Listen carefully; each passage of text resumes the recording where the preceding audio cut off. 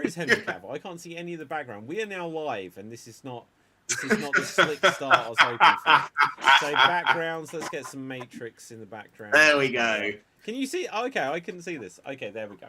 Right, so hello everyone, and welcome to the Geek Battle show here on the Extreme Improv Xstreamed YouTube channel, as well as the Geek Battle Gaming YouTube channels, and Geek Battle on Twitch and all these other places.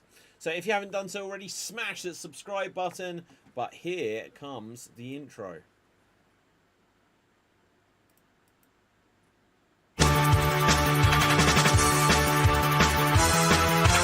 Welcome to the Geek Battle Zone. We discuss comics and puny minds are blown. We debate Marvel versus DC, Skeletor, X-Men, and Ron Weasley. Judge Ticket slams down the gavel. The cap dreams of Henry Cavill. It's a Geek Battle stream. Nerd rage as we assemble our Geek Avengers team. Welcome to the Geek Battle party. We are the Justice League and our Batman is Marty. Say hello to Tim as movies are greenlit. Every new movie, Dev's already seen it. Xbox, Star Wars, and Star Riders. Email Star Trek, and David loves spiders. We battle as Marvel and Disney loves Blink. And we try to crown the Geek of the Week. It's the Geek Battle Show. Welcome to the Geek Battleground, where we use the Force and the One Ring is found. Cap is wrong about Resident Evil 6. Everyone watch out, cause oh shit, it's thick. Gerald and Tim and Diz will try to win at the Geek Battle quiz. David and Dave will confuse their crew as they dive in the TARDIS of Doctor Who.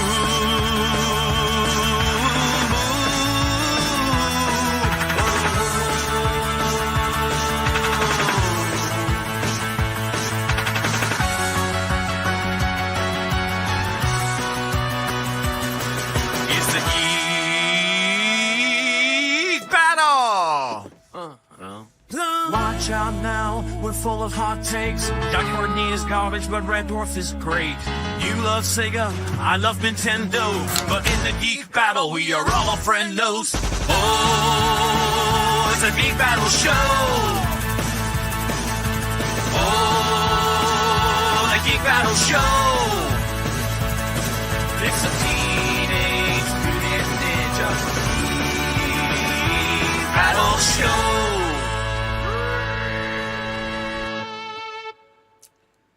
And boom, we're on the air. So, hello everyone. Now, howdy. Now, look, Dave, say hello to the people. Oh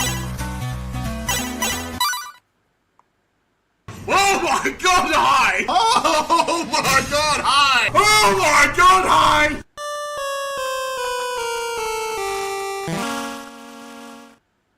So apparently I say, oh my God, hi! Welcome everybody to Geek Battle. I am Dave MC. Yes, your eyes do not deceive you. I am Dave, even though I've shaved my goatee off.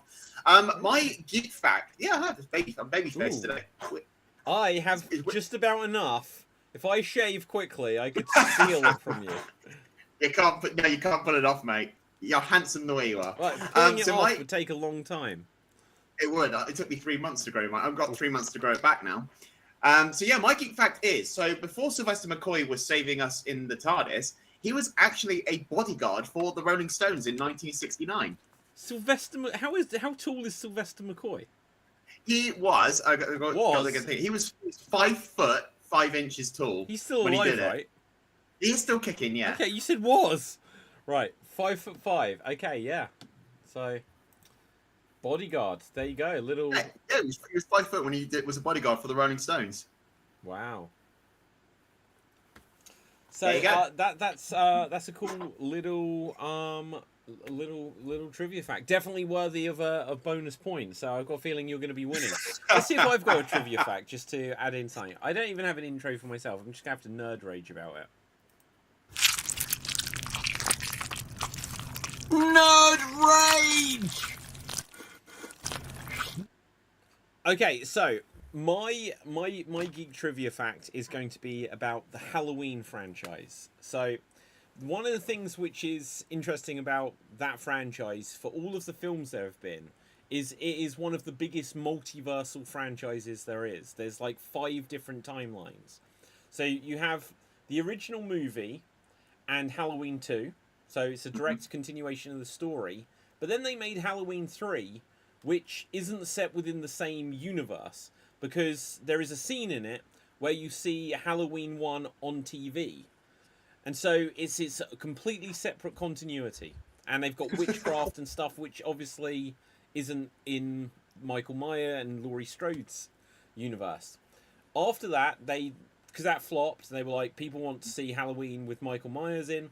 They did Halloweens 4, 5, and 6. And so Halloween 1, 2, 4, 5, and 6 are one story. Halloween 3 on its own is a second timeline.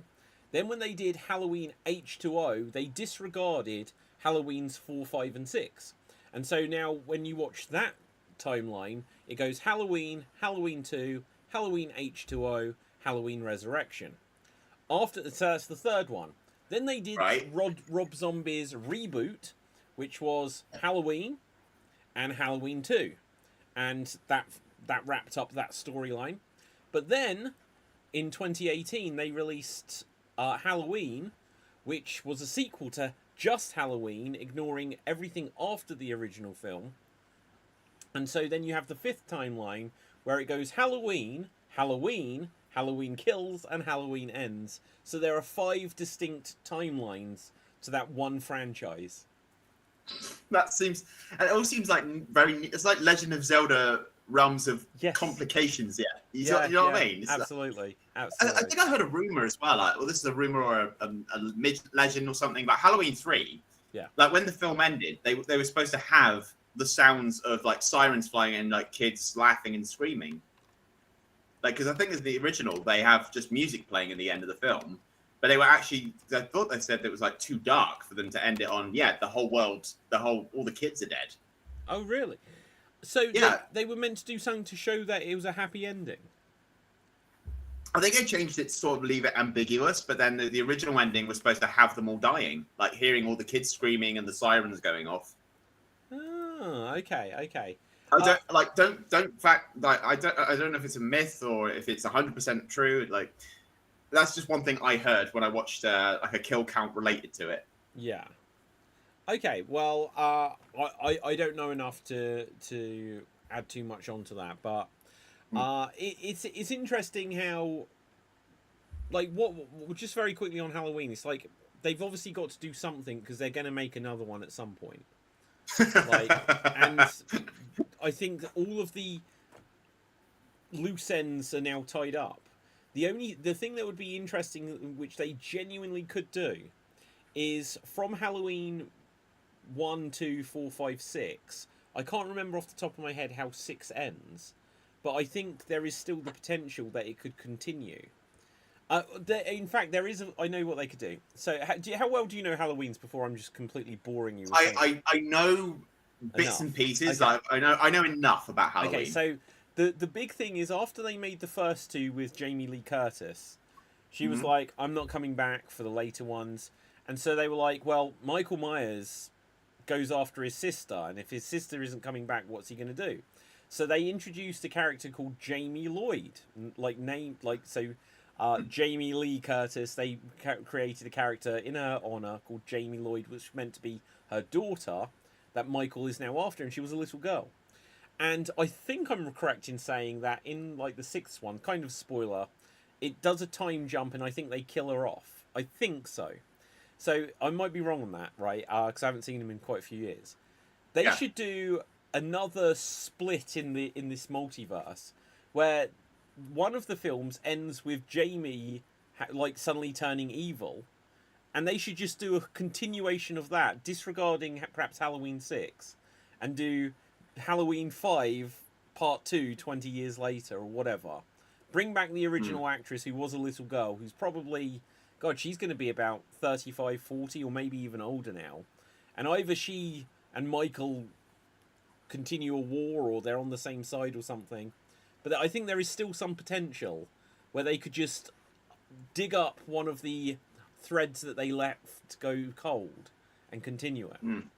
But anyway, I think they tried think I tried something like that with. I think, correct me if I'm wrong. I think it was Halloween 4 where she was first appeared at the end of the film, where she's wearing kind of the same clown outfit that's that what I Michael mean. was wearing. So she turned yeah. bad. And she kind of turned bad, but I think it was implied that I don't know if it was a babysitter or a cousin or sister or something. Yeah. She was okay. I think she survived. But even Friday the 13th tried the same thing when they put Tommy in the Jason mask, like in Halloween 5. True. Halloween 5, they tried. But I think if you put Jamie Lloyd, like if you put Tommy in the Jason mask or Jamie in the Michael, whichever character, Michael mask. There's so many slashes. I don't know if people would receive it very well. Yeah, because they're so used to seeing like Michael and Jason and Freddy and all of them. Really, still got Slam Jam behind me. Sorry, hang on. I just noticed. Like, not prepared for I've this. only just noticed that. Like, life is just so hard. Right, okay, let's boom. There we go. That didn't work. Boom. There we go. There you go. Right. But yeah, so you're right. They did do that very similar thing. That probably happened on Friday the 13th before it happened on Halloween, in fact, didn't it? Oh, I don't know. I don't know the close, time frame for like Halloween and between that Halloween 4 and Friday the 13th 5. I think it's really close because they were pumping out those Friday the 13th films, whereas after Halloween 3, it was a few years before Halloween 4. So it's going to be super close. Part 5. Okay, so that was 1985. Yeah. That's Friday the 13th Part 5. There you go. So so Halloween 4 wasn't until a few years later. 1988. Yeah. There you go. So yeah, they ripped off Friday the 13th in the end. I need to watch all of these again. Like, I'm getting excited. We're almost in September, which means the horror season. Because I don't like if you wait until October to start getting into the horror films, I think you don't have enough time to enjoy all of them. So no, like I think you could 10 or 15 years ago, but I think it has to expand just because there's so much more now. If I'm going to watch all the Halloween films, there's 10 of those. So if you think I'm going to watch one a day, which is a bit of an ask in itself, that's a third of October gone. And you know, even though Friday the 13th happens at different times of the year, you know, you want to get those in there. You want to get perhaps Saw or something. But anyway, I digress because wait for it.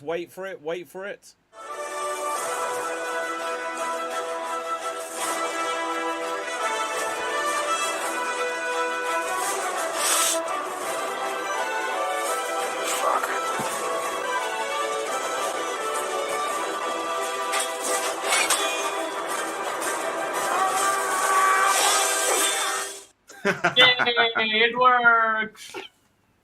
Hello, Cap. I was gonna say, David, then you should really watch Trick or Treat this year. At least this year. You missed it for so long. This is animated, isn't it? No, it's a movie. It's a good Halloween movie with Halloween monsters. Trick or Treat. What year is it from? 2004? Okay, Trick or Treat, 2004. I don't know. Right. I can't find it. Is it called Trick or Treat? Yeah, Trick or Treat. 2007, actually. Oh, 2007. That will help. Okay, let's have a look. Okay, it's a real film. Brian Cox is in it. Anna Paquin. I don't know who Quinn Lord is, to be honest. Okay, I will try and give it a go. This is what I expected when I saw the movie. When I saw the DVD picture of Halloween, I assumed it was gonna movie like Trick or Treat, but apparently it wasn't that. And I mentioned it on the show, and then Gerald was like, "Cap, go watch Trick or Treat," and I watched Trick or Treat, and I was like, "Okay, this was the movie that I was expecting when I rented a movie called Halloween." Yeah. Oh, okay. Yeah, so it's kind of like several stories happening in the same town, but also happening at the same time. Yeah. Okay, It's, the way I describe it is kind of like Goosebumps if Goosebumps went a bit further. Speaking of Goosebumps, I actually saw the first episode of the Disney Plus thing, and then when I did that, I realized there was a 1995 Goosebumps show, Yeah. Yes. and Anakin Skywalker was in it. Oh, really? I didn't know that. Wait, which one? Hayden Jake Lloyd or Christensen. Hayden Christensen? Hayden Christensen, and I was like, what? Wow. Really? That's cool. I will tell you what. The 1990s Goosebumps TV series. When I watched that at the time, and I was like, it was scary to me. It genuinely was scary. I was like 10 years old. And I was like, oh, this is a bit scary.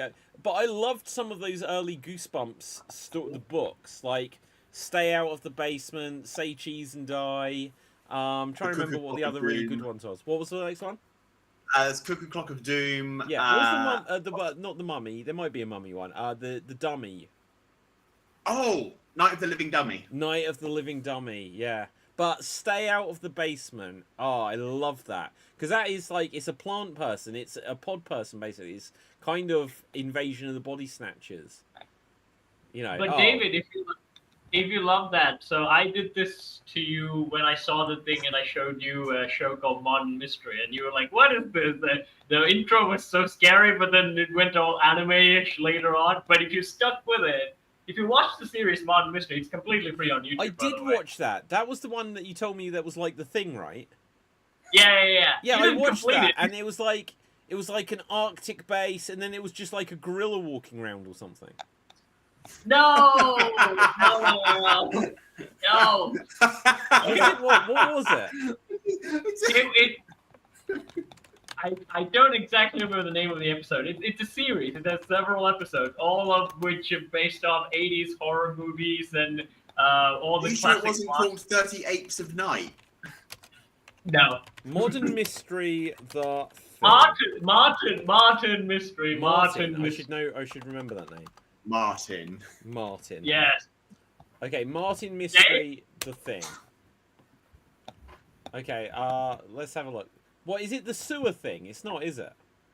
No, it's not the sewer thing. They did the actual thing. There's the sewer thing. There's the they did everything of the 80s and the 90s only horror movies. Everything is in an episode. It's kind of like what you just described of Goosebumps. Like every paranormal thing is patched into that as an episode, and it's great. It's like some of it's are really scary, but some of it's are Was it Mark of the Shapeshifter? Could be. There's several. There's like three. Okay, I'm gonna have to ask AI which episode of Martin Mystery. I'll get it. Okay. Get it. Which episode of Martin Mystery is based on the thing? By The Thing John. appeared in Marvel Comics, Fantastic Four, issue number. Yeah, exactly. That's why I've just said by John Carpenter. Is it going to tell me, or is this just... Okay, The Body Swapper. That's the 11th episode. It's such an annoying thing. Like, we should just be... Oh, wait. That isn't the 11th episode. The Body Swapper. I think they've got this wrong. Sandman, AI. Freak from Beyond. Yeah, AI. It's not the 11th episode. Unless I half read that and it was going to be like the 11th episode of season 2. It has... Let me find it on YouTube, because it is available on YouTube. All the episodes the second are available. season. Look at that. I was so quick to look at this, I didn't actually read the full sentence. So season 2. No, I still can't find it.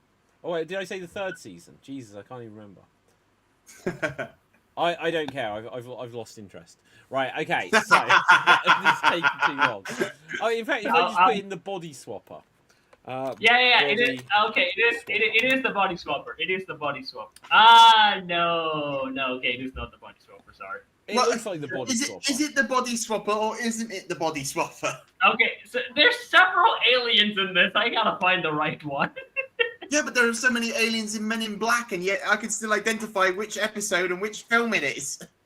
Let me see, Bart. Okay, Wooly. Yes, Alaskan Husky Dog, which is primarily the bodies. They keep selling the Body Swap episode, Look, but this, I'm just going to sum up from this, right? So there's a little floating green alien, and like he's not a gorilla. That's probably just that.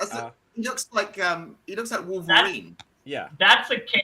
that's a caveman that they rescued when they fell into an interdimensional portal, and then he became the muscle of the team. Of course it is. Right, okay, so look, so here's a force field, which the last few times I've used it hasn't worked, and I've got demonetized. But look, I'm just going to show you here what my issue with it is. Right, watch this animation. Watch this. Watch this. Look at this run. Okay. Look at him run. That is my issue with it. It's just too goofy. The anime run. Yeah. He's just like swimming through the air. Yeah, but they have to make it fun for the kids as well. They can't just go fully on the scare. Oh, wait a minute. The Thing has a dog in it. It's a dog. Yeah. Kill the dog. Let it now. So if you watch the movie The Thing, you get almost all the references. I am going to watch this again. Maybe not today, maybe not ever. But at some point. I've got it though. I've got it. So I'm gonna click save on it. It won't let me save it. Oh my god. This action is turned off on content made for kids. What? So I can't even save this episode. It is so through that actually I came to know like obscure like 80s monster movies. There's like one in where there's like a temple where you go to where there's like a monk demon thing. That was really scary when I first watched it. And there's an 80s movie based on that. There's like all the 70s, 80s B horror films are just referenced in the show. Well, I appreciate them for doing that. I genuinely do. I think more things should. But like Goosebumps. You introduce those classic monster movies in a way that kids can watch it. Yeah. Oh, it's the basement. Yeah, but could you imagine if you showed them, I don't know, for example, if you showed them Night of the Living Dead with Martin Mystery, and then the actual Night of the Living Dead, they'll be like, "Oh, mummy, I don't want to sleep tonight." They just have a bat the whole time. The weird thing, Dave, I think so here's the thing, when they go hard on the horror stuff, as a kid you would go, "What the fuck?" And then they give back to the anime stuff to give you a little bit of chill. Yeah. Now look, just whilst we're saying this, let's check out. This is the intro. I can't. Bum bum bum bum bum bum. Right. This has got one of the best theme tunes of anything ever. Goosebumps does. So like, but I just love how it's like this whole town, and there's like R.L. Stein, this mysterious person. Everything turns like the dog. Look at its eyes in a second. It's going to be scary. Look at that. That is scary. And it's just like the letters from his pages of the books. This is nostalgia for me. That for me as well. I'm the same. I loved. Oh, Monster Blood was my favorite. Oh, I can't remember what that is, but the name. I definitely have read that book. It's the one with the witch who has the monster blood and the dog eats it and it gets bigger. Children beware! You're in for a scare. Yeah. Oh, okay. So let me just quickly ask you: did you guys ever see Erie, Indiana? Erie, Indiana. Oh my god, no. Guys! Okay, hang on. Right. So what time period was this? Early 90s, but yeah, I was eating butt at that point. It is similar to Goosebumps in tone and everything. Like I've had a kind of a up and down year with family stuff and everything, so I haven't been keeping up on this that I was doing. But about a year ago, I got the complete collection of Goosebumps on DVD because I couldn't find it to stream anywhere. And I was reviewing it episode by episode, and it totally holds up, at least to my nostalgia-filled brain. That's the thing, David. Like, so I learned about the series by watching the new one's first episode, and then I was Googling it, and then the 1995 show episode came up, and I was like, you know what? I'm more fun to watch. It looks like I want to watch this more than the new show. Yeah. Well, the new Goosebumps show, I watched some episodes of it, but I can't remember why I stopped on Disney. It's a lot more adult, isn't it? Mm. Yeah, it's they're not even kids. They're kids. like yeah. It's a weird feeling. They're not. There are some elements of it they're kind of goofing up, but again, they kind of come off as like Gen Z assholes. It got Ross from Friends in it, hadn't it? Yeah, that's in season 2. He's definitely in season 1 because I saw him in it. Oh, he's in it. Okay then. Yeah, he's probably the writer. I think that's who he is in the thing. Yeah, he could well be actually. I wanted to watch it mainly because one of my viewers recommended it, and when I first Googled it, Ross came up, and I was like, "Oh, Ross!" this could be fun. But then I saw the first episode and it was nowhere to be found, and all these kids are acting like adults, and I wasn't into it. Yeah, Well, maybe because Goosebumps was trying to be like a more milder version of Stranger Things. Like the kids were more mature than the adults were. do you know what? I think you're right. That's probably what they were going for. They were like, we need this to be our Stranger Things. Yeah, I actually agree because like Goosebumps is kind of kids horror, so it's not going to go, you know, Shaun of the Dead levels of gore or you know anything like that. But yeah, I'm going with that it's a Stranger Things like replicant for Disney. Yeah, yeah. Oh, guys, did I tell you a few weeks ago that I'd seen the Stranger Things show on the West End? I think you mentioned it in passing. Oh, do you know, it was so good. It was one of the most impressive, like, theatre shows that I've actually ever been to. And it's not because, like, it was really well acted, but just in terms of making a TV show come to life on stage, like, the ideas they had in it were just incredible. Like, they had genuinely scary jump scare moments. I was sat in the front row, admittedly from an obscured angle, so I had to be like sat up like this to see everything. But being that close, wow, like you felt like you were really in Stranger Things. But that So that it was was like a sit down theatre show, not in like an immersion theatre like the War of the Worlds one. No, this was like the West End show. So Sweet. what is it called? It's called The First Shadow. This is no major spoiler. I think it does have a little bit of a tricky time completely reconciling, but it is canon to the show. But it kind of does. The only thing that has trouble reconciling with the show is that Jim and what's Winona Ryder's character called? I forget. Shit, whatever. Right, but you see them when they're at high school, and then there are Stranger Things happening, and it's like, well, wouldn't you then not be surprised when weird stuff starts happening when you're adults, like 15, 20 years later? Yep. But they do enough so that they don't quite witness everything, and so, but you'd still be aware. Like, if in your everyday life, it's just like, oh, well, like, there might be a ghost. And then later, in 15 years, when there is a ghost, you can't then be like, ghosts aren't real. It's like, 15 years ago, you had a near encounter with a ghost and everyone was talking about it. So, but They're yeah, still it in was denial, fantastic. David. It's what? They're still in denial, David. Like the Scooby-Doo gang, they've been in denial since they went to Zombie Island and they saw the witches go. They're still like, there are no more ghosts. I thought they'd been in denial since they crashed in Egypt. What? Right. I do not understand that reference.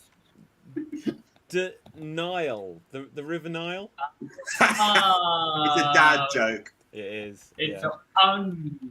It's a bad joke. Oh dear. Leave it to the professionals, David. Leave the bad jokes to the professionals. Yeah. You'll make Cap out of a job. Right. Okay. So I'm just gonna quickly check something before I bring it up. But there is a trailer for the new Silent Hill movie, Return to Silent Hill. But because it's a horror film, I have to watch this first to make sure it's not going to suddenly have like tits aplenty or things that's going to get this. Yeah, what kind of person would recommend that for watching on the channel?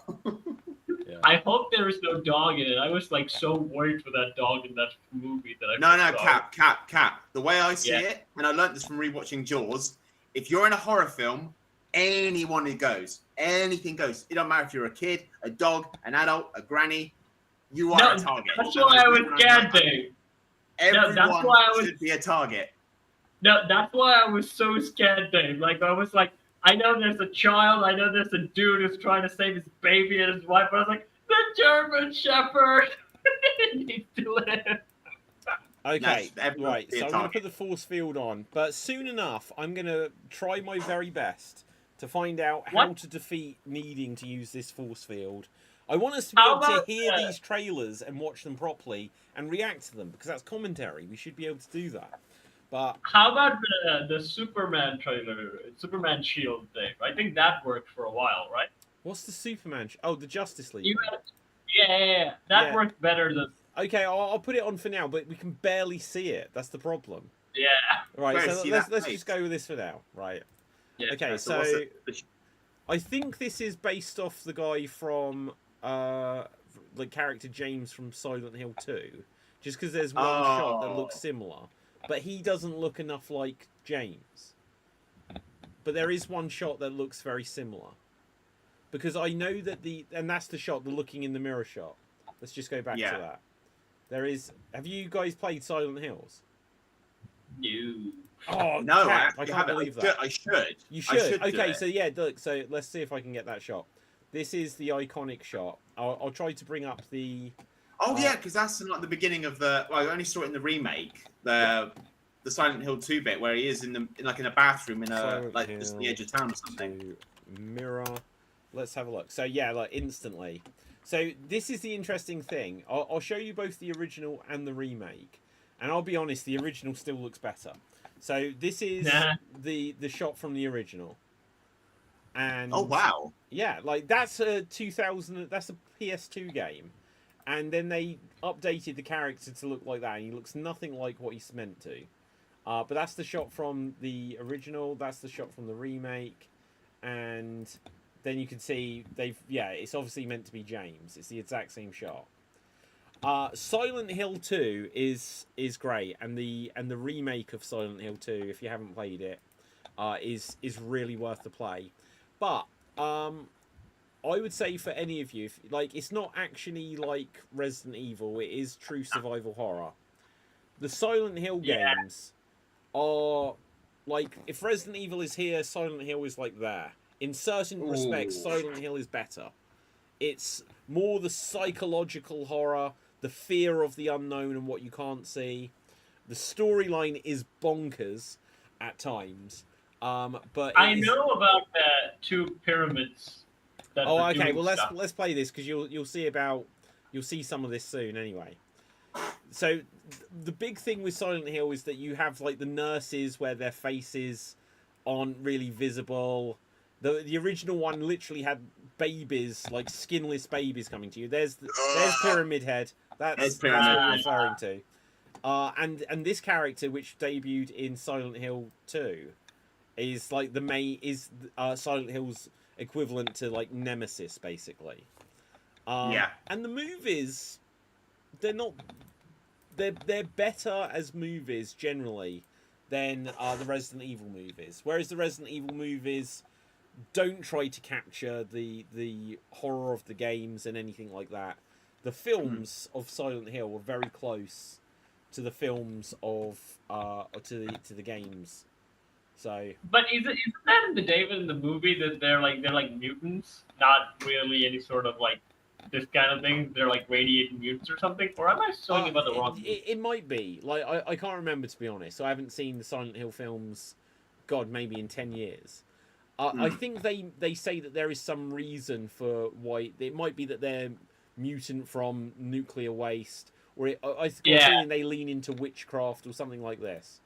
But they kind of add some like real world logic into a psychological horror. Yeah, but this is the new Silent Hill game. This is Silent Hill F, which is set in Japan, which is really weird because it's obviously not set in Silent Hill, but it's kind of like saying, like if you had Stranger Things, but just set in a different town in a different country.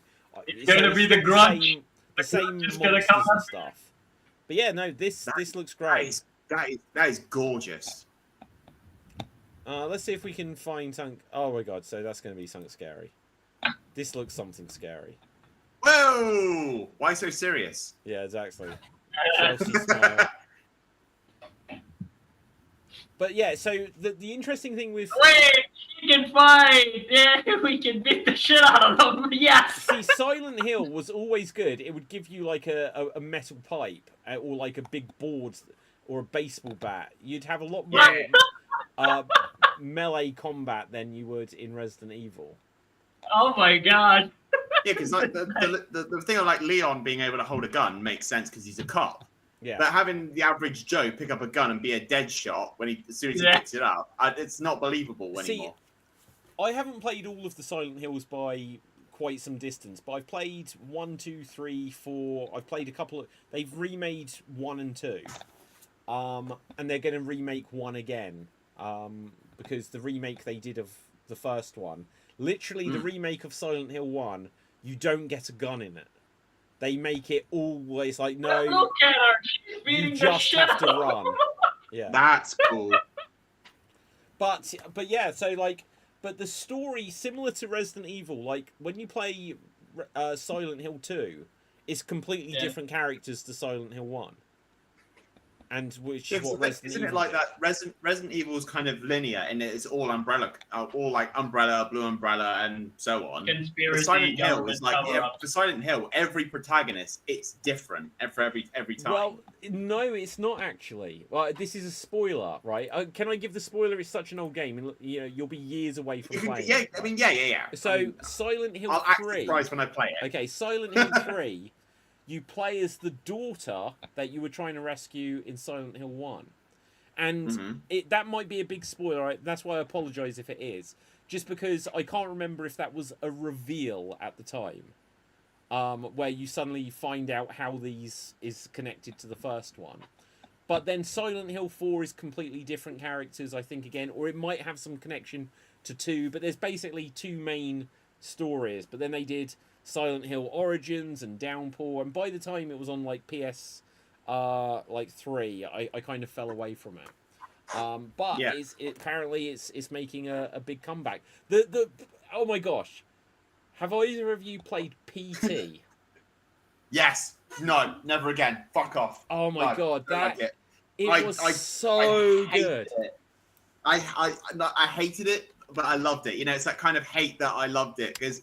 The thing, so this is one of my phobias in like horror and that is I can't stand like the babies like screaming and crying, and like in PT there's the one in the sink, you know. Yeah. I had to rip my headphones off because I could not stand the sound.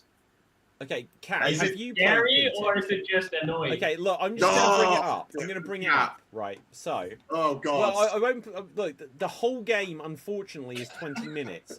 Just to put context to it, they announced that, well, they put out a demo which was just called Playable Teaser, PT. And it was only when you completed it that you found out what this was a teaser of. And what they revealed at the end, I'll show it in a minute, is that this was a playable teaser for a game called Silent Hills.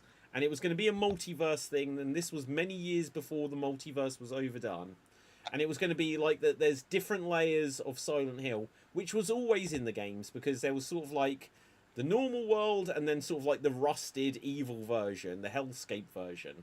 But this was going to have even more to it. This is the reason why Resident Evil 7 went first person, because Silent Hill did it first, and it was going to be directed by the guy that created Metal Gear Solid. And suddenly, in the middle of development, there was a massive falling out, and he left, and that's why we've got Death Stranding starring Norman Reedus, because Norman Reedus was going to be the main character in this. But let's just play this for a second. You can play it with sound. So you're playing this trailer. The concept behind it, Cap, is there was a whole thing going around as well at the time when this came out, that it was a looping corridor. The idea behind it is that you go from one door to the other, and every time it's different. Something's different every time, and it gives you something to interact with. It was such a clever idea. It is just a corridor, and there's a couple of rooms you can't open, and then at certain points you might be able to. But it's the door is shut, so you wouldn't go through it. You turn around, you go back the other way, because everything happens either on a timer, or you have to do a set thing before you can go back through the door. Look, you hear like knocking. This is a game I would not play, mainly because I can't do anything. But it's bloody awful, but it's so good. This is what really got me into horror. and you go, and you're straight back there again. And it's like you're like, what's the point of this? Okay, let's. But I do have to get you guys' opinion on this. So, for me, like the reason why I like Resident Evil a lot, again, you can fight the monsters back, and I'm more oriented towards that. Like, what do you guys get when you play a game where you can't really, you know, fight the monster? Most of the time you're running from it. Like, what's the different rush there? Ooh, that's a really good question, Cap. I think so. If you can't fight the monsters, it's the suspense, really. It's the high. It's that feeling of powerlessness, isn't it? Have you ever played Metal Gear Solid? Yeah, some of it I did never really. So one of the things which I thought was great, and this is a good example of it. Same creator. Look, cockroaches suddenly. You're like, what's in here? Oh shit! Did you see that face? Right. Yeah. So in Metal Gear Solid, it kind of revolutionised things because you'd run up and you'd see a bad guy and you'd just hide behind a wall. You'd be laying flat against the wall and you just have to wait for them to go past. And it's like, well, that's kind of like in real life. It's like if you don't want to get into a fight absolutely every time. You know, sometimes you want to. So you know have you played the first movie Hulk game, David? The first what? Yeah, when the Hulk movie came out, there was a video game based on it. So in that game, so you get to play as the Hulk, especially the action bit.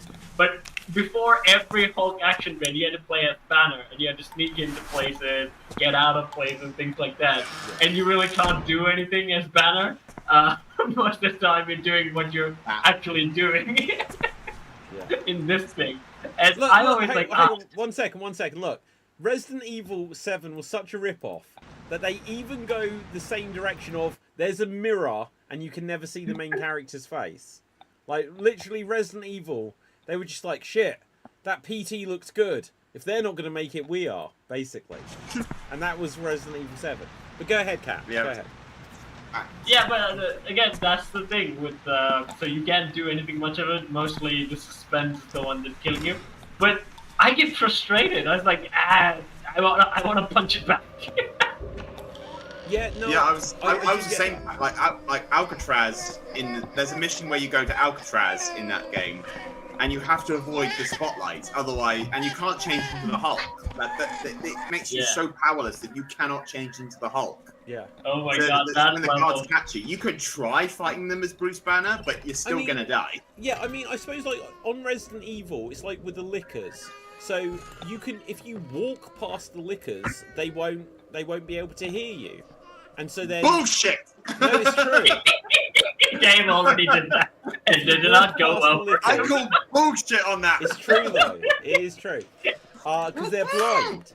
And so it just, and obviously survival horror, the idea was always, we're not going to give you quite enough ammo, so you have to pick and choose.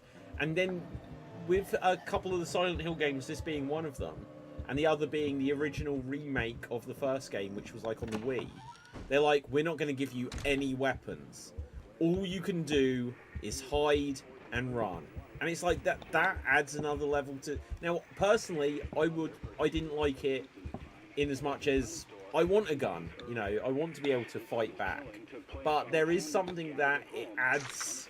Dave, take off your headphones for a bit. I want to talk about Resident Evil 4 on David. Go on then. On that note, dude, like in Resident Evil 4, you know that monsters that you can't really kill, they just keep healing, and they have like insides, the plagas inside of them, and you can only see them through infrared. And if you only shoot them, they will be able to die. Otherwise, they'll just keep coming back. Are these the regenerators? Yeah, the blob things that just come at you. You can't really do anything with them. Yeah. When I first played it, so in Resident Evil 6, there's similar monsters like that. But the thing is, like, they're even slower, so you can basically throw away their bodies for different directions, and they won't be able to generate faster. But these things, even in hard difficulty, they heal super fast. And I didn't know there was an infrared thing or anything like that. So I just keep shooting at the thing, and I completely lost the ammo. Finally, I got so fed up, I took out the knife, and I just stabbed at it. And apparently I killed it, because I killed all the bug things that was inside of it. Yeah. Well, there you go. Like trial and error and everything, and you eventually find that the knife is what led you to how to do it. Yeah, but again, that happened in the point of rage. That coming out like, fuck it, I'll just die like this, and then I made it. That's a different feeling than like these things. Come back, David. Now we're going back to Silent Hill. Come back, Dave. Come back. You can come back. You can come back. I'm here. Right, so I've skipped this on. Like, I'll play it for a little bit just so we can see the ending. But yeah, like, not being able to fight at all, it just makes it a different kind of game. Like, Yeah. And Can I throw my hat in the ring on this? Yeah, go for it. Well, because when I did Outlast, it was that thing. The choices were to run, hide, and die, and even that, all you had was a camcorder with night vision on it, and yeah, it was the same thing. And I felt like, especially like having my tyrant, which was Chris Walker, yeah, who was just following me around the whole time, and it was either run the hell away and try and escape, otherwise my head gets ripped off. And Cap, you watched my Outlast stuff, haven't you? Yes. Yeah, so you know, like I get excited because I'm getting chased, but also at the same time I'm like, fuck off, no. Yes. And one of the stupid things I did, I'll say on here, one of the stupid things I did was I hid behind a corner, and I was in his patrol route, and I thought, oh shit, I've gone on his patrol route. Please walk straight past me. Don't notice I'm here. But the minute he walked in the door, he stood right next to the place where I was hiding. He looked, was like, oh crap, I'm gonna die. Oh gosh. Look at that, look, there's the ghost, there's the ghost. Is the Slender Man? No, Slender Man is different. That is, oh god, It's a ghost. Now look, this is the point, because it's coming up telling you what to do. It says stand still, feel the vibration. I have no idea how the world came together to work out the solution to this game, but it tells you at a certain point just a minute ago, plug your microphone in, and then you have to say, I forget what the phrase is, you have to say a random phrase into the microphone to make the game progress, otherwise it never will. Wow. Yeah, phone rings, stand by it. Look, this is telling you how to beat this game. It's such a specific set of things you have to do. Like, I had to look up, what do you do? Because I was just forever going around the corridor. You could only get halfway through without Was it made in Japan? Yeah, it's Konami. It makes sense. It makes sense. I think that this, and then there's also the Final Fantasy VII where it takes you 17 hours to beat a one monster. Japan's like, play this video game as you would do as your real job. Only then you would beat it. Do they do this in VR as well, or is it? No, just this like, was never in VR. I think it was just console, wasn't it? This was just PS3. Yeah. Oh, sorry, it was PS4, wasn't it? PS4. Yeah, it was PS4. And then they took it, so like I have still got this on my PS4, and so why would you not? Well, yeah, I'd never delete it. Well, because it was what I would do is if it was me, I would go eat the same kind of food, dress the same. Oh, hang on, let's just turn it up. Yeah, he was just that kind of guy. But then one day he goes and kills us all. He couldn't even be original about the way he did it. I'm not complaining. I was dying of boredom anyway. But guess what? I will be coming back. I want to know what this story bringing my new toys with me. Oh my! Look, he kills us all, and then he's coming back. It sounds like Jack Baker from Resident Evil 7. Yeah. They literally just took this, and so this was the reward. You hadn't seen the character the whole time, and then you suddenly saw this. This was PS4 at his very best. Oh my god, it's Leon Kennedy. It's not. No, it's even better than that. So this is the first time in this whole thing you've seen the outside world. And Oh my god, it's Guillermo Carlo del Toro? What's this? What's going on? I guess he was the director. Maybe. These graphics when you first saw it were incredible. Double D, Daryl Norman Dixon. Reedus. He's been in a Yeah. lot of video games. Yeah. And then when this moment, and it's suddenly got the the Silent Hill theme, and then that, the S. Brilliant. Yes. Oh, so good. Have I you mean, guys played that was one of those video game tragedies that never got made. Yeah. Oh my god. Any others that come to mind, guys? What? Tragedies too, but have you guys played Alan Wake? Yes, love that game. That's the only game, David, is where you can fight back, and I was still fucking scared. I was so scared playing that game. Alan Wake is a great game. Dave, add that to your list, right? It's another Alan survival horror, Resident Evil-ish type game. The character Alan Wake is a horror author, and throughout the game he narrates it, and it feels like you're in a Stephen King story. It's so good. I've got the sequel, I haven't played it yet.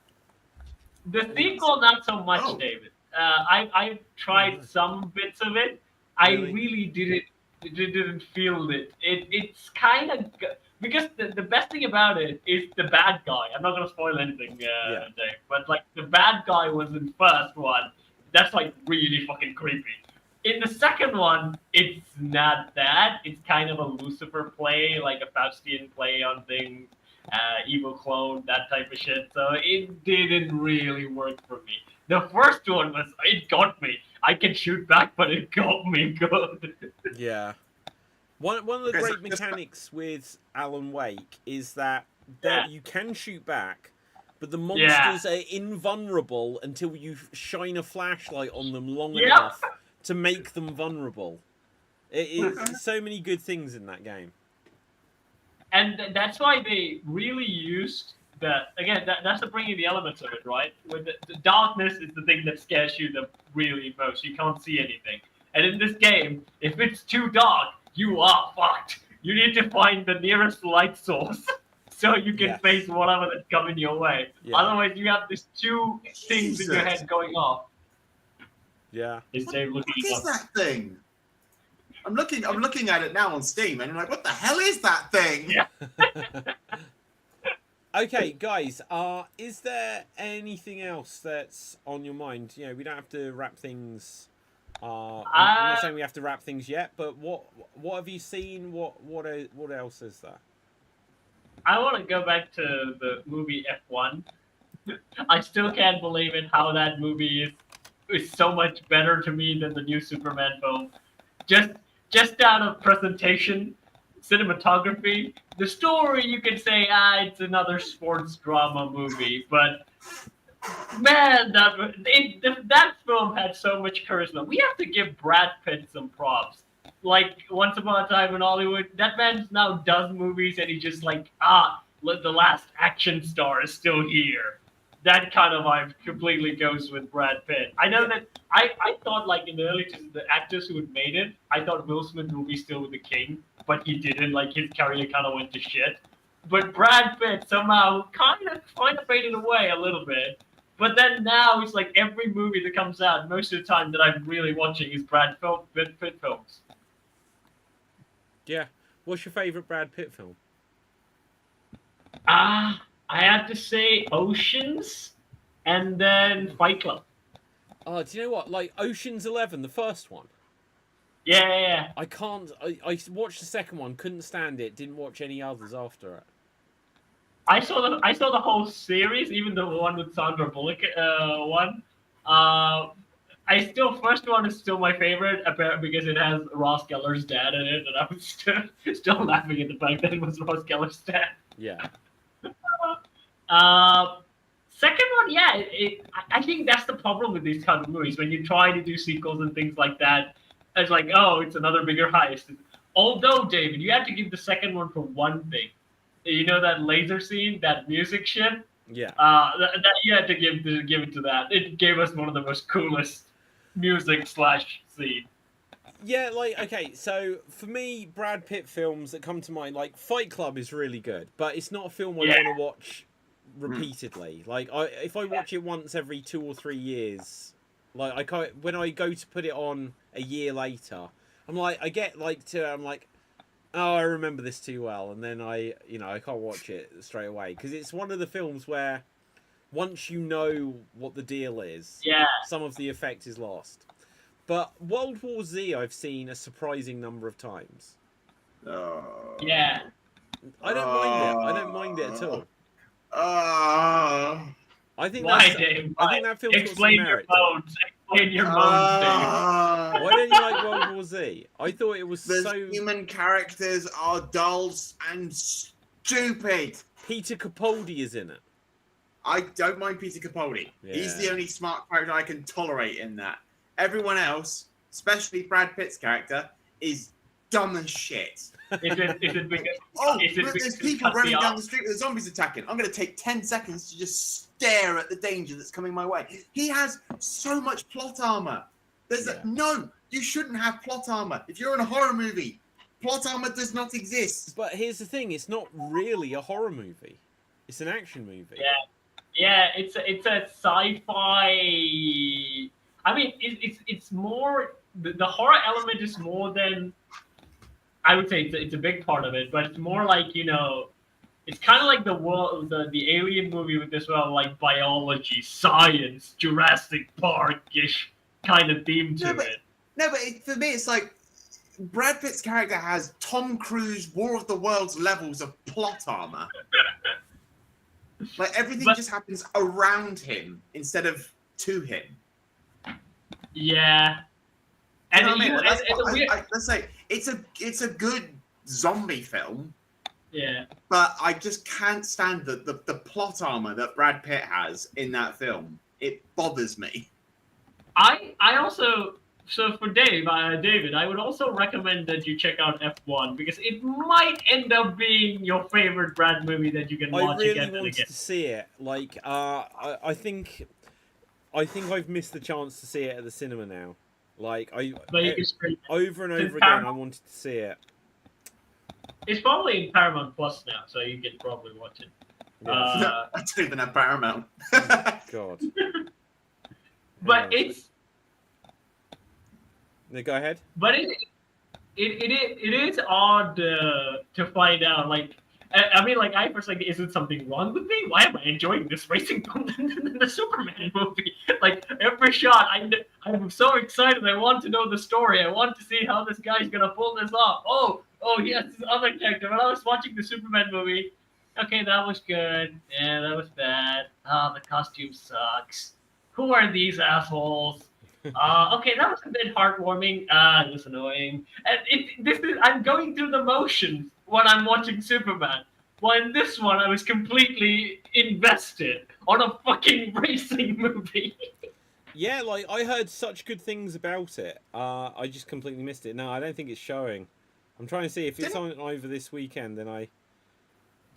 Didn't There's Brad such Pitt shit do on another at the racing cinema at the movie? moment. Like, honestly. Sorry, Dave?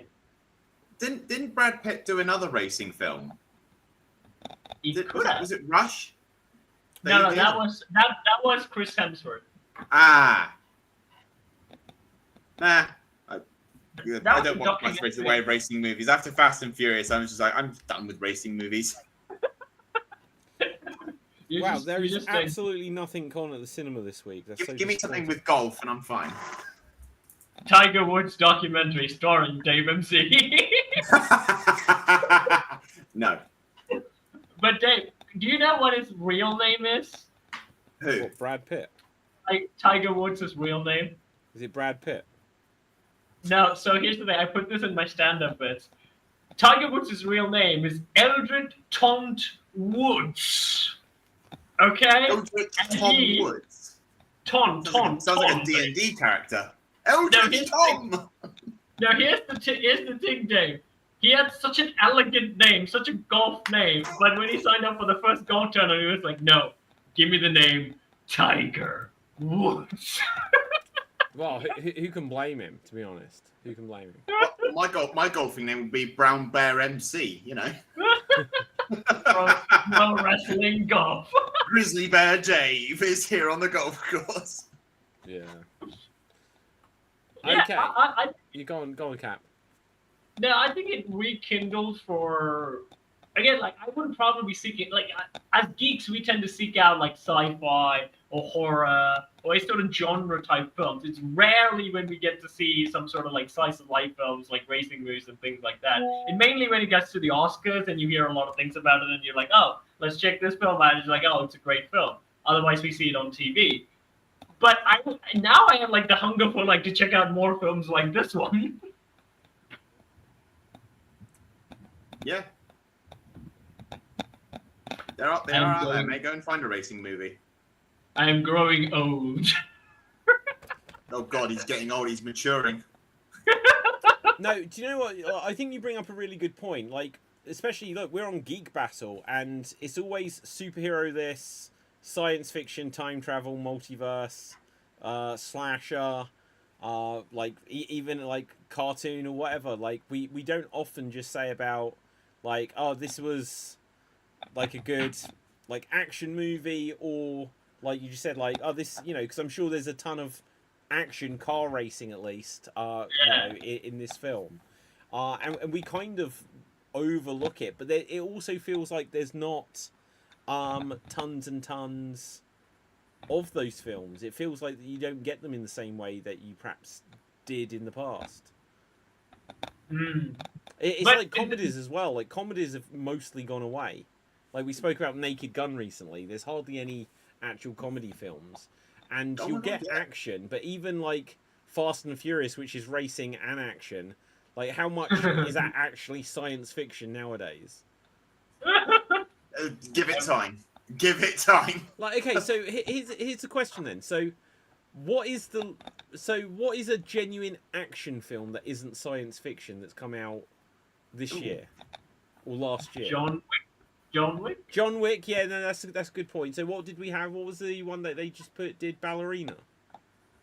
Yeah. And Nobody 2 came out as well. I haven't seen it yet, but Nobody was an action film. Yeah. Other than that, Chris Hemsworth's what is it? Rescue Netflix thing. I forgot the name of it. Where he goes and saves a kid from India, and then the second one he goes to the kid and tries to save a wife. Yeah, Extraction. Yeah, that one. Yeah, do you know, like, so many of these Netflix films, like, I think they're so bad I don't even watch most of them nowadays. Like, the majority of films which are like, oh, it's a Netflix film and it's got Chris Hemsworth or Will Smith or whoever, when a film debuts on Netflix, I'll look at it and I'll be like, oh, that's a big star. I'll get 15 minutes into it, and then I'll suddenly realise I have no idea what's going on. It's lost my attention, and I switch it off. That's the majority of movies on Netflix. My best Netflix movie, if it's not animated, I would say, David, that you should check out is Bright. It's a Will Smith film. Should have got. That was like the first Netflix movie after Bird Box, wasn't it? Like the first big. I think so. Yeah. It even had a theatrical release, I think, in Netflix theater. I'll give it a second go, Cap. But that is that is a prime example of I watched it for 15 minutes and I was like, I don't know what's happening in this film because I've got bored. Here's the thing. That had a good element that I liked. So. We know the urban fantasy trope, right? There's like fantastical things in it. The kids know about it, or some adults know about it, but the rest of the world doesn't. But this one did a really good thing I really liked. Put all the fantasy element right out. Everyone knows about it. It's a part of the world. It's now an urban environment. Elves are rich assholes who live in the upper state town. Orcs are like this, like ostracized people. And there's like fairies instead of bugs, and all these D&D elements in an urban environment. It just scratched an itch that I didn't even know I had. I was like, oh, wow, this is so cool. Imagine like you're a human cop solving a fairy's murder death on a city that's populated with fantasy characters. Yeah. It really did scratch an itch. I think they really had something with it.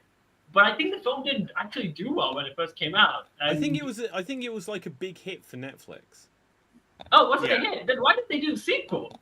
That film was like there was room for a sequel. Okay, so let me quickly look up. Maybe I'm wrong, but well, that's the interesting thing with Netflix and like Disney Plus. It's like how are these things actually a hit at all?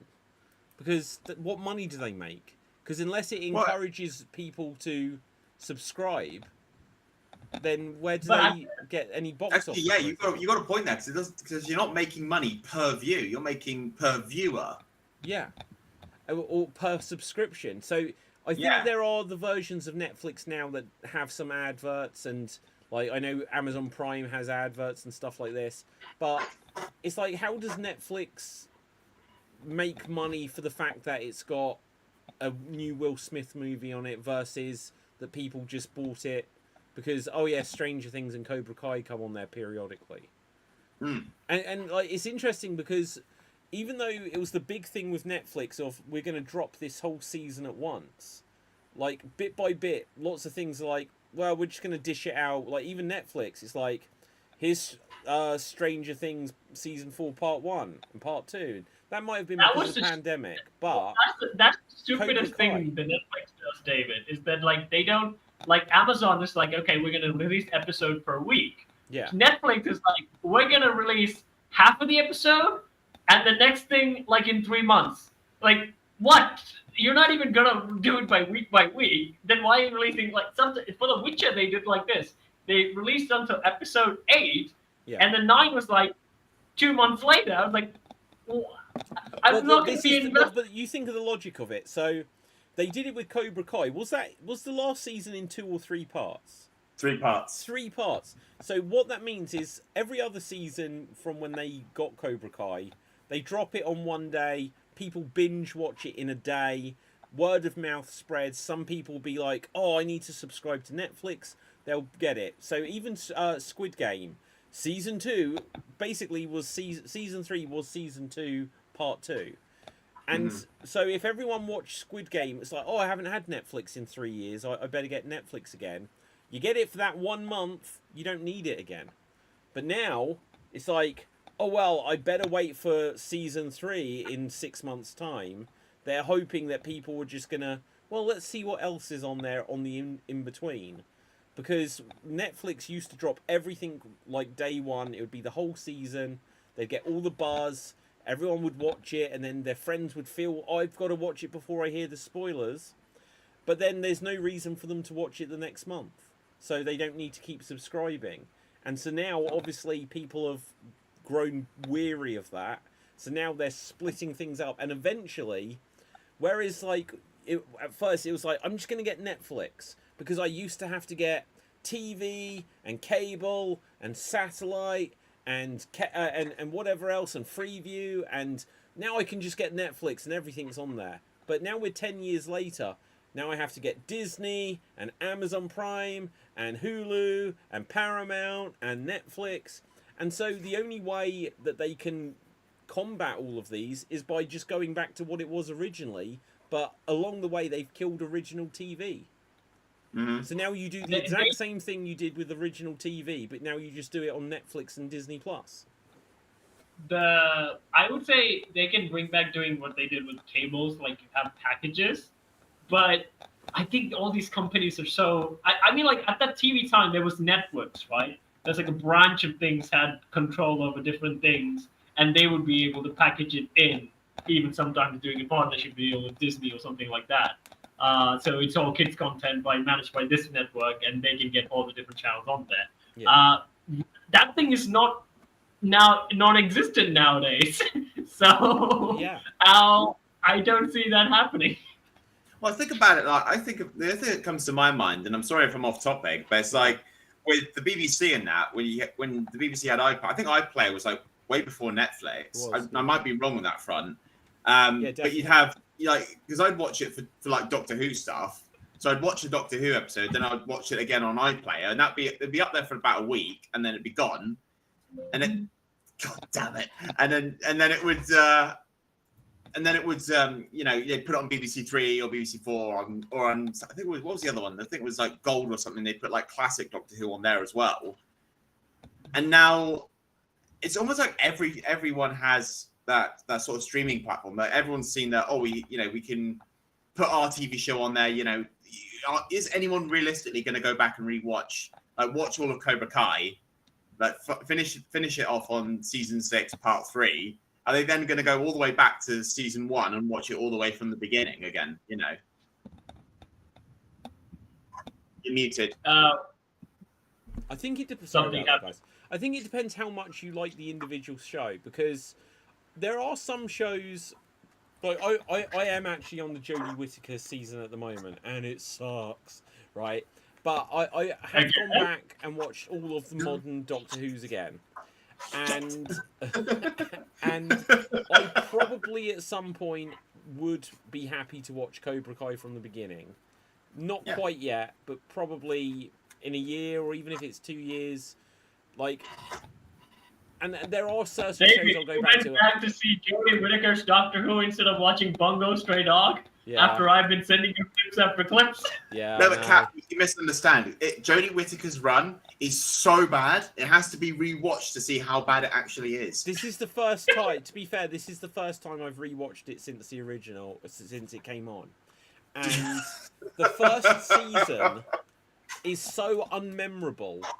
There's this episode with big spiders. There's an episode with Rosa Parks where they go back into history. There's the guy that looks like he's got teeth on his face. I can't remember a lot of what these stories were. And then, but it was so hated that literally you can see that they panicked and they were like, Daleks, the Master. And then, oh God, I'm sorry guys, I'm about to nerd rage, right? Then they were like, I've got an idea. 5 years ago, they did a storyline where the Doctor pretended that he wasn't the Doctor anymore, but he couldn't remember. And they did the exact same story. And then they was like, oh, they also did a story 3 years ago where there was a secret Doctor we didn't know about. And they recycled things that they had literally just done. But in the process, with the Timeless Child storyline, they undid 60 years of the whole story to be that, oh no, nothing we thought we knew was accurate. The Time Lords aren't who we think we are. The Doctor isn't the Time Lord. Even the idea, where is Jodie? Look, there's Jodie Whittaker. She was cast, even forget Curse of Fatal Death and Joanna Lumley, as the first female Doctor. And then they undid that with this stupid Fugitive Doctor storyline, where it's like, what? So now Jodie wasn't even the first female Doctor. They literally, in one storyline, they undid everything that the show had ever been. I have never seen something self-destruct so hard. No, David, there is one example, and that is Star Wars. Star Wars. Well, yeah. It did what you exactly said. And they did it at the exact same time is the thing, though, isn't it? Yeah. Like the same year. Like, yeah. So when did The Force Awakens, not The Force Awakens, what's it Oh, called? then The Last Jedi. The Last Jedi. What year did that come out? 2017 or 18? Yeah, 2018. Okay, and what year did Jodie become the Doctor? Was it 2017 or 18? 2018. Oh my God. Okay, so yeah, the exact same year. They just... It's the dark timeline. It's the dark timeline. It was like the worst era. Like, and again, and I've said this loads of times, the way Jodie played the Doctor, I was okay with. She was energetic. You know, the dialogue was a bit trash because all of her dialogue was just like, what? That can't happen. That's impossible. Oh, unless it is. But that's brilliant. And it would be like, wait, you didn't explain anything, but now we've just moved on past it, right? But I liked the energy. It could have been really good. Although, David, your impression, I haven't seen Jodie's Doctor, but like your impression of her reminded me of what David Tennant does in every episode. But that's the point. So that is it, Cap. Whittaker, You've hit it on the head. Yeah, Jodie Whittaker was in Broadchurch with David Tennant, and then she just copied his performance, which isn't a bad thing. Because it's meant to be a continuation of the same character, but the dialogue, you know, they got away with wibbly wobbly timey wimey, and then they had the idea that, do you know what, we don't need to explain anything other than that the Doctor can just suddenly be like, how could that happen? Unless it did happen. And then they just move on without explaining anything. And they do it in every single episode. Yeah. I would say for David... It was just so bad, and I can't... the Timeless Child is just one thing I would love to just retcon everything for, because I'll say this. So you sort well, in the Timeless Child they show a clip which was from a Tom Baker episode called The Brains of Morbius, where the Doctor and another Time Lord called Morbius, which is just his brain in a jar. Yeah, and they show that they have like a mental chess kind of thing, and you see their faces in this projection. And I was like, oh look, who are those other faces? I mean, those were, well, non-story wise, those are faces of cast and crew, because one of them was a producer who went on to work on the show later. But they were like, oh, those are classic faces of the Doctor, and they never did anything with it. And I'm like, yeah, the reason they didn't do anything with it is because it didn't work. It didn't work. What makes you think adding it in 2018 or 2019, what makes you think it's going to work now? Let's like, again, I use this example. It's Godzilla versus the army. It's not going to change anything. Okay, so Dave, help me remember. Did they canonize? Well, no, it was already canon, but it was just ignored after the Brain of Morbius. When did they show that? Was that during the era of Jodie? It was, wasn't it? During the Timeless Child. It was. Yeah, it was in that serial as well, because they had the mental thing with I've forgotten the other Doctor's name. I'm really sorry. Like the fugitive Doctor. Yeah, was Joe in Martin. this sort of mindscape. Yeah, Joe Martin's Doctor was in the mindscape with her. It's like she held her head and did this. Yeah, here you go. This is it. So, and they're like, oh, but I say there were 2 Time Lords attached to it. You had the Doctor and you had Morbius on there as well. Was this so this wasn't Albert Einstein? This was the first time. No, come on, that's John Pertwee, right? So you see the previous faces. So you see the previous faces, and look, clearly it then goes from 4 to 3 to 2. And then it goes back to William Hartnell. There goes to Bill Hartnell. And then, so this is the debate, because now you see this other face. They do have a camera shot changed in between, but it's like, oh, but could this be the from Morbius? But no, like I believe their intention was this to be previous Doctors. That one always looks like Yoko Ono to me. I don't know why. Do you see what I mean? That's like Yoko Ono suddenly in there, right? So they did this, but it completely broke the show at the time, and so they completely ignored it. Because the idea is that the Doctor, a Time Lord, has 13 lives. They introduce in the classic series that the Masters used them all, and then has to do this whole thing to get like more lives back, to steal lives, steal bodies. By the time it's Eric Roberts, and with the Doctor, they're like, shit, this is the character the show has to follow. We can't do that. People were mad, to a degree, when they introduced John Hurt as the War Doctor, because they're like, you've just used up a life. And when David Tennant regenerated twice, and then because they were like, oh, but that might be the same one, Matt Smith then said, oh, well, he used it up twice. We're like, why are you running the show out of his lives like that? And so... And then we also knew that there was meant to be the evil version of the Doctor, the Valiard, who exists just before the last version. They skipped over. And then 5 years later, they're like, do you know what? We're just going to canonize that there's another 5 Doctors that we just saw. We're going to then say that he was several succession of children that get murdered so that they can steal the secret of regeneration. And it's like... everything we knew about the show is wrong now. Everything is different. Yep. And the worst part is in that episode as well, they say, like, oh, the secret of regeneration, that's Time Lord Society. That's what made Time Lord Society. And I'm like, backtrack.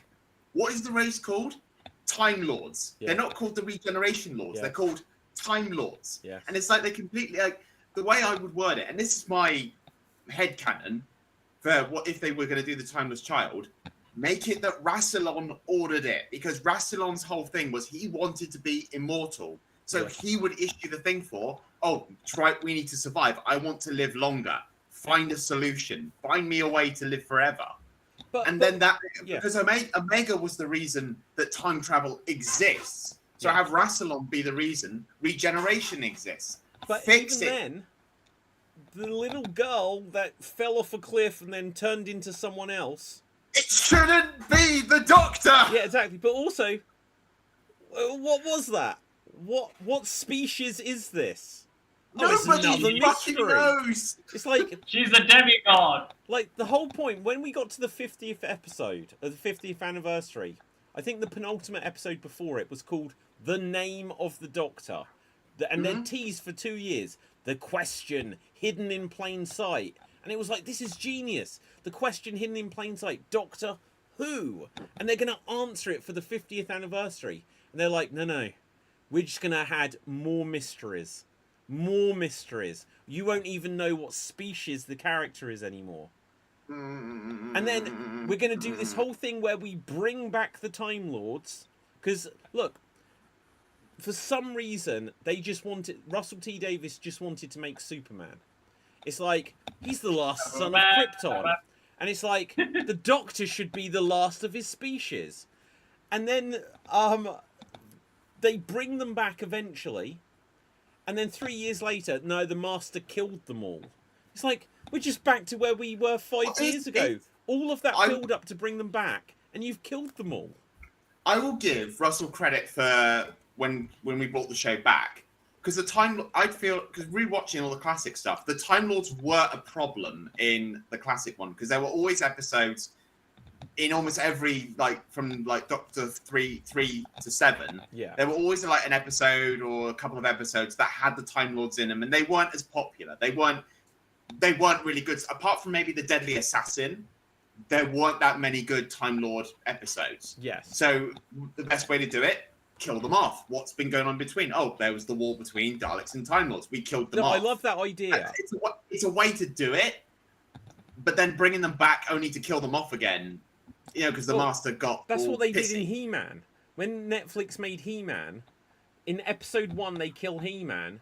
You get through before they did a mid-season break. They bring him back and then just kill him again. It's like, what is the point of this? But also the problem with killing off all the Time Lords is that doesn't mean that you can't have Time Lords, because they are Time Lords. They are all throughout all of history already. So they do explain. So not in the show, but they do explain. Don't say Big Finish to me. I'm not going to say Big Finish. Well, in Big Finish, no. So kind of, it's kind of part of it. So hear me out on this one. Yeah. Okay. So with the Time War being time locked, is that Time Lords technically cannot escape. Yes. So they kind of can, but they kind of can't. So they can't. A Dalek from the Time War could not escape into the future or go back into the past and stop the thing from happening, or destroy Gallifrey before it began. Yeah. It was an unspoken law between Daleks and Time Lords. None of them could go back any further and interfere, but they could kind of take part in events in little pockets of the future, but they couldn't ever necessarily escape. But what I mean, Dave, is that you know how he met Charles Dickens? Well, at some point, the 9th, 10th, 11th, 12th Doctor, whatever, would just go back to some point and be like, oh, hey, it's a Time Lord. And it would be just like, you're going to, if they are scattered throughout time, even it's if the TARDIS. In their personal history they are time locked here, when the Doctor then goes back there, he'll bump into them. He'll be like, hey... It's the TARDIS. The TARDIS knows not to go back there. Okay, well, so if they haven't explained that, but maybe they did, and I've just forgotten that. But yeah, so because the TARDIS is a living thing. Yeah, it knows. Oh, if this Doctor's here, yeah, I'm not taking you back to see your past self. There is incidents, of course, where you have past Doctors or future Doctors meet each other, but that's in very specific circumstances. Yeah. So, well, that's an interesting idea that the TARDIS may prevent crossing over with other Time Lords. Except for then he does meet the Master, and now he has met the Rani, and it's like, so what? Like, what was the explanation? It's mostly meeting your past self. So the TARDIS won't bring you back to meet your past. So why can't he meet a past pre-Time War any other Time Lord? Because that would be an infriction on the timeline. Okay. Well, but then why isn't it an infriction on Charles Dickens' timeline? You know what I mean? Really wobbly, tiny, whiny Yeah, exactly.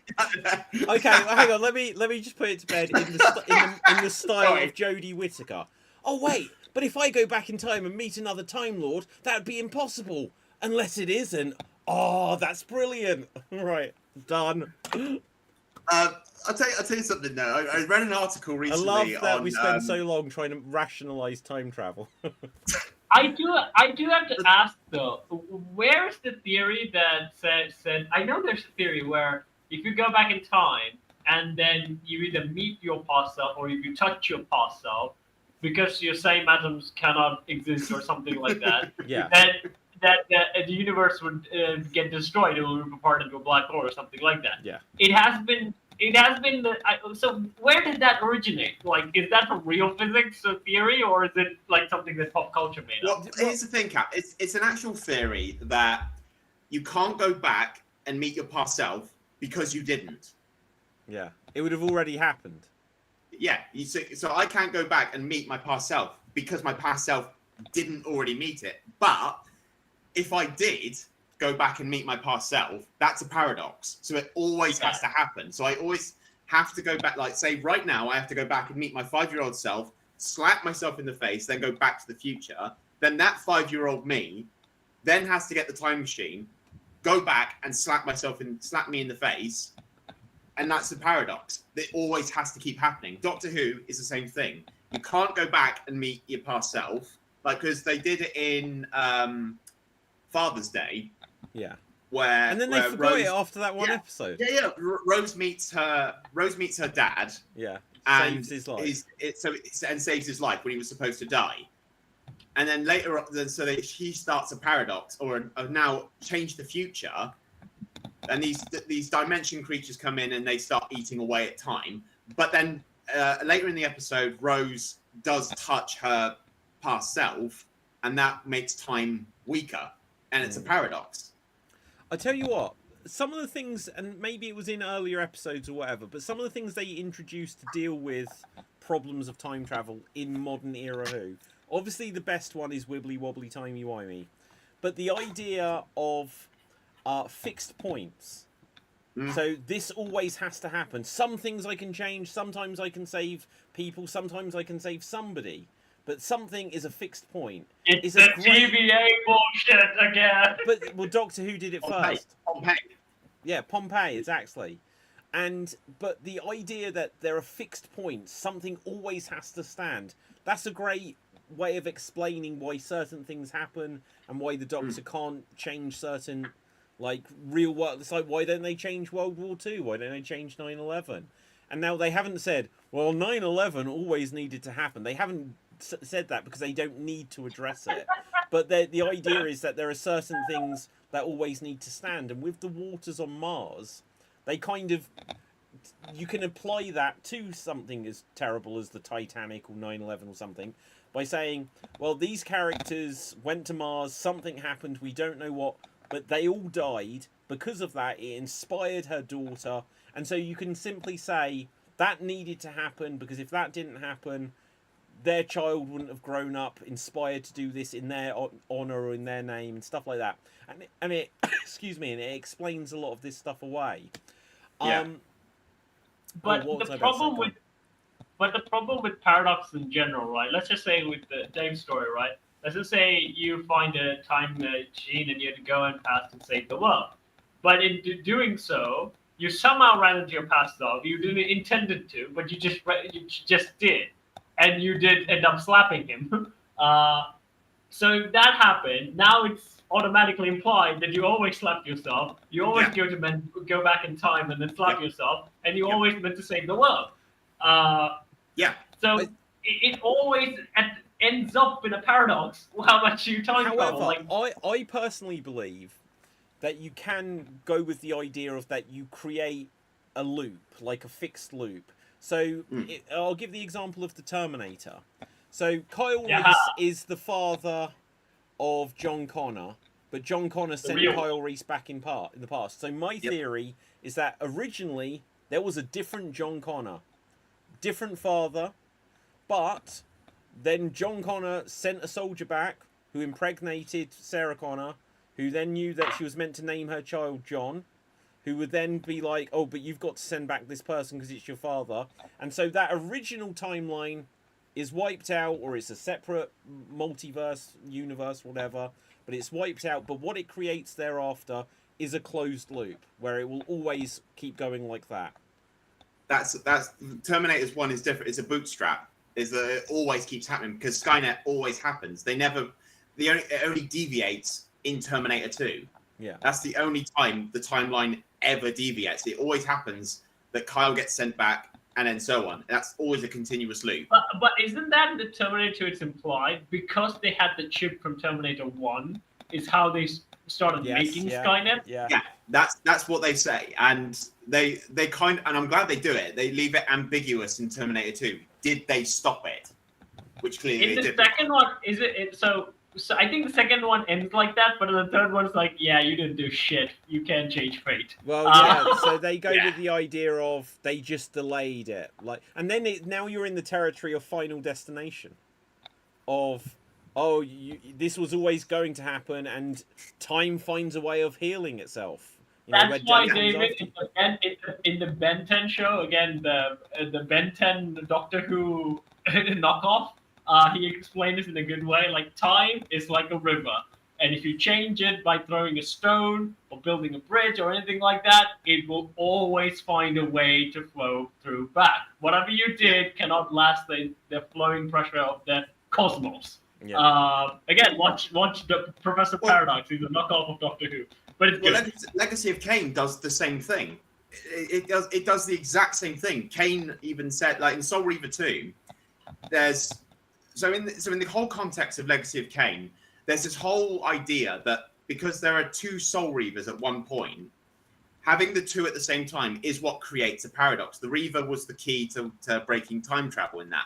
But Kain says that if you drop a stone into drop a pebble into a river, and the river just goes over it like it was never there. So people interacting in the past are kind of like pebbles. Is that time still keeps going. And as long as they're not interacting with it in a massive way, then time will just pretend you're not even there. And Doctor Who does the same thing.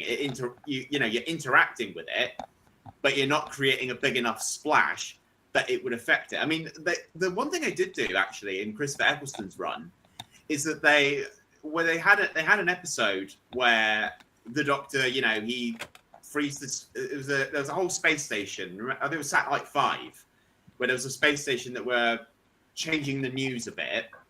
So the Doctor, he defeats the monster, he leaves, everything's happy. But then at the end of his series, he comes back, and it's the same thing. That Satellite 5 is still there, but everything is now different. The Earth is more screwed up. People are dependent on drugs. The people are being forced into playing games, like space video games. And the Doctor realizes later, wait, but I'm the one that stopped what happened, 100 years ago. But that's when it started. When the news channel stopped, that's when the world went to hell. So I created this future. Yeah. My theory is, David, if you somehow end up making a Terminator movie, this is how you do it. The actual parent of John Connor is Arnold. not Terminator Arnold, not Terminator Arnold, just a plain Austrian Arnold. Wait, hang on, but didn't you see the deleted scene from Terminator 3? There is Arnold in it, and he's like, howdy guys! And he's got like this goofy voice. Yeah, okay, so make him the real father of John Connor, and Skynet was like, well, I'm not letting this happen. I'm going to make a Terminator out of him. And then that's why he modeled him after that. So this Connor, I'm her ex-boyfriend. So here's a thing for you. So I recently on my channel, I played Terminator Resistance, and I had I played the DLC, which was the Annihilation line. And there is a character in that who it doesn't look like Arnold, but it's implied that he is Arnold as a Resistance soldier.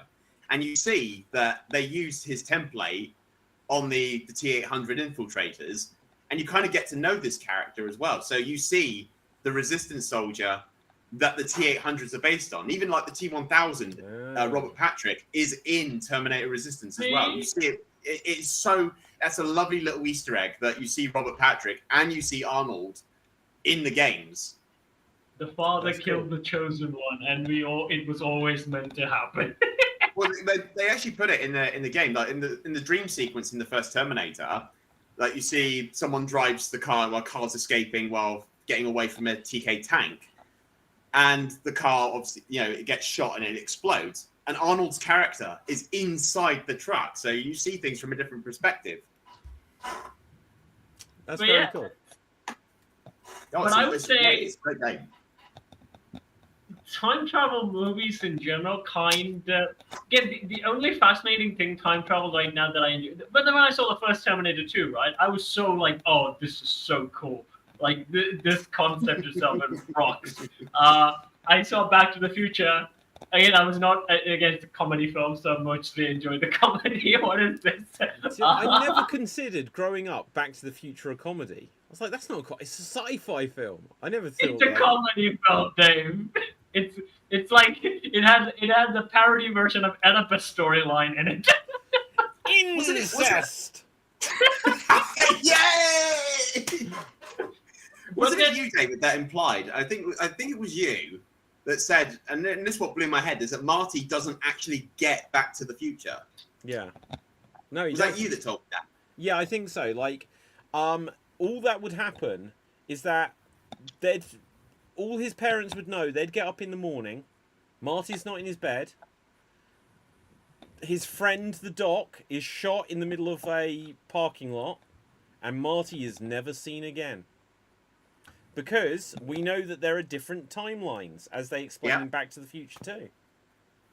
So Marty, he's now, oh, Mom, you look great, and, oh, my new book. It's like, they're not your parents. Because we know that there's a Marty who's in Switzerland, in the bad timeline.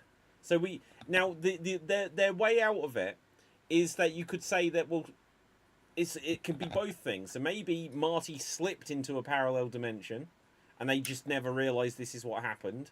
And maybe you can change time of your own one. Who knows? They don't explore it enough. And that explanation would actually allow them to say, well, there are two timelines because we established that there are two timelines.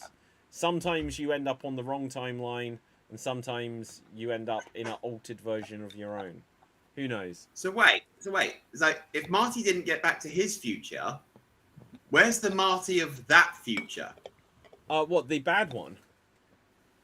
Well, the one that was in that world, the one that Marty went to at the end of the film. Where is Biff he? says, you're meant to be in Switzerland, you little son of a bitch. So you assume he's still out there. And so when Marty and Doc leave, Marty from Switzerland will come back and Biff will kill him. There you go. Like, you stole my almanac. And he'd be like, oh, what's going on, Doc? He'll be like, hey, Biff, my stepdad. Bang. And like, because in theory, and this world in which this happened to me, right? There's probably a Doc in a mental asylum as well. Because why wouldn't there be? And Jennifer, they left Jennifer. Now, actually, Jennifer is the thing that might change it. They left Jennifer on a porch, asleep in the bad timeline. And when they fixed the timeline, she was on the porch in the good timeline. How did that happen? There's another world where she was always on the porch. Well, there you go. There you go. Right, so they say, like, with the multiverse, every possibility has happened, right? Yeah. That's bullshit. I was thinking about this the other day, right? Okay. So hang on. So look, one second. So if they're saying that, like, in a different parallel dimension, everything has run exactly the same as in R1 up until this moment, where instead of waving this hand, I wave that hand. I could believe that could happen. But what is it where everything in history could run up to this point in time, but suddenly Dave turns into a banana? That possibility couldn't ever happen. Don't tempt fate. Well, you know what I mean? It's just like, that can't suddenly happen. So when you see the Doctor Strange and they jump through and suddenly they just turn into paint. It's like, well, look, you could do that in the Family Guy multiverse episode, but you can't just suddenly say that Doctor Strange still exists or Thor still exists, but this time he's a frog. It's like, well, what led him to... If everyone in history was frogs, how does that still end up being Thor? It makes no sense. It's so there's some people say, okay, so every possibility that will happen, that possibility still has to exist within the laws of physics. So there couldn't be another universe where suddenly gravity is not a thing. Then there would be no life in that universe if gravity was not a thing. But there should still be that universe, right? That universe will be there, but it's just like it wouldn't be any meaningful thing.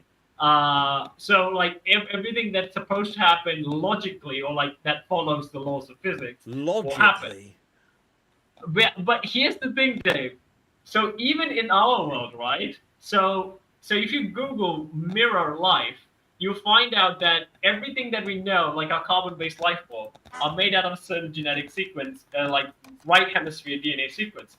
There's another, like antimatter, there's a mirror life where the sequencing is from the left. And the weird thing is, if we count, we can make it actually. We can make bioorganic mirror life. But the problem is, you won't be able to contain them because like they're a complete foreign object that won't be degraded by any of the natural world that we live in. So if you make a bacteria out of mirror life, you can't contain the bacteria, and there's no natural predator for that bacteria because they're literally made out of something else, and they can't degenerate the way like things degenerate in our laws of physics. So it's an actual thing. So it could be wibbly wobbly things like that. Yeah. Okay, I'll just bring it up. It's on a Wikipedia article. It's much too heavy for me to take in this time, but I'm interested in this. I will try to look it up. Currently, scientists have put out warning. Actually, we discovered this long ago, but now we can actually make mirror life. But scientists have put out warnings. Don't do that, because if you make a bacteria out of So you've got some scientists out there just going, "Oh, don't do that! No, don't create mirror life.